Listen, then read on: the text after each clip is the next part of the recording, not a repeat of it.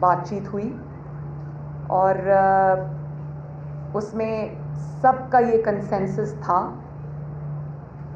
کہ جس طرح سے کل دھونس اور جبر اور غنڈہ گردی سے کل اعتماد کا ووٹ لیا گیا، پاکستان کی ایجنسیز کو استعمال کر کے پاکستان کے اداروں اعتماد کا ووٹ لیا گیا، پاکستان کی ایجنسیز کو استعمال کر کے پاکستان کے اداروں کو استعمال کر کے جس طرح کل اعتماد کا زبردستی گردنوں پر اپنے ہی اراکین کے گردنوں پر تلواریں رکھ کر جس طرح اعتماد کا ووٹ لیا گیا، اس کی نہ کوئی قانونی حیثیت ہے، نہ کوئی آئینی حیثیت ہے، نہ کوئی سیاسی حیثیت ہے، نہ کوئی اخلاقی حیثیت ہے۔ جن ارکان نے آپ کے خلاف یوسف رضا گیلانی صاحب کے الیکشن میں ووٹ کیا، صرف 2 دن بعد اچانک ایسا کیا ہو گیا کہ انہوں نے اپنا فیصلہ بدل دیا؟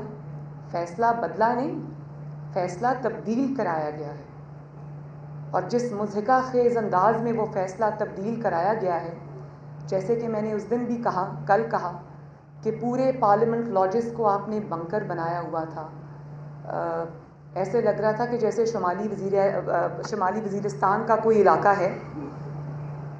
پوری رات آپ سولی پر لٹک کر اپنے ایم این ایز گنتے رہے، ڈرون کیمرہ سے ایک ایک ایم این اے کی آپ نے نگرانی کی۔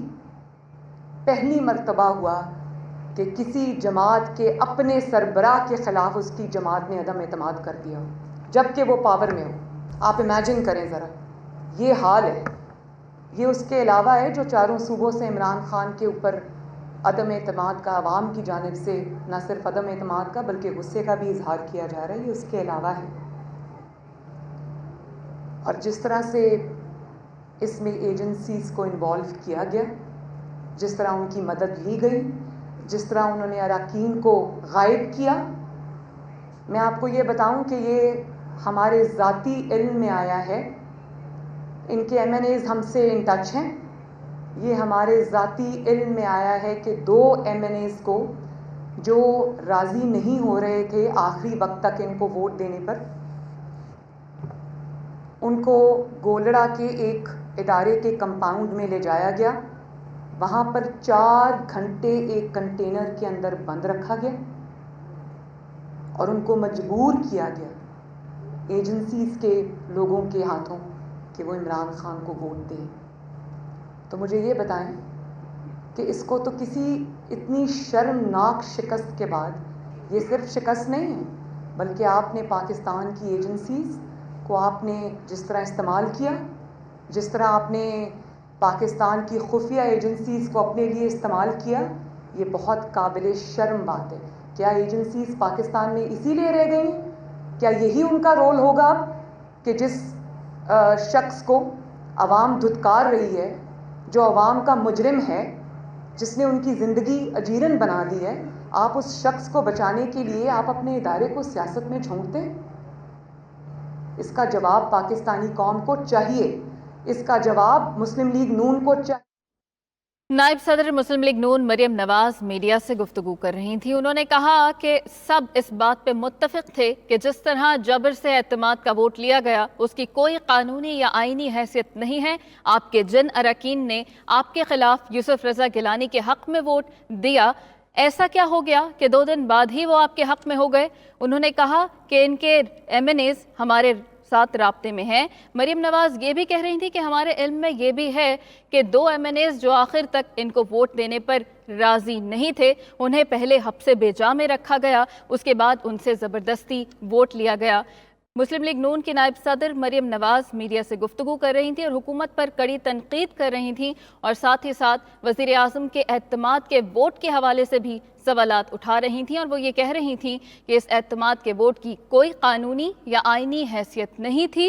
वो कहती हैं कि हम इस फैसले को चैलेंज भी कर सकते हैं। उन्होंने कहा कि जिन MNAs ने यूसुफ रज़ा गिलानी को वोट दिया, ऐसा क्या हो गया कि 2 दिन बाद ही वो आपके हक में हो गए। उन्होंने कहा कि MNAs को डराया धमकाया गया और ज़बरदस्ती तलवार की नोक पर उनसे ये वोट लिया गया है।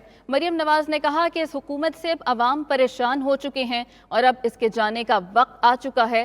तहरीक अदम एतमाद के हवाले से कहा कि तहरीक अदम एतमाद कब और कहाँ लानी है, इस बात का भी फैसला पाकिस्तान डेमोक्रेटिक मूवमेंट मिलकर करेगी। मरियम नवाज ने कहा कि हम इस हुकूमत से तंग आ चुके हैं। अपने ही अरकान को जिस तरह वो कहते हैं कि इनएक्सेसिबल करके ज़बरदस्ती जो वोट लिया जाए, इसका मतलब ये है, साफ अल्फाज में अगर मैं उसको एक सेंटेंस में सम अप कर दूं, इसका मतलब ये है कि Imran Khan, you know that your time is up,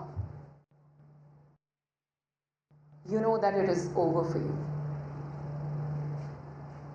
दूसरी बात ये कि जो NA 249 है,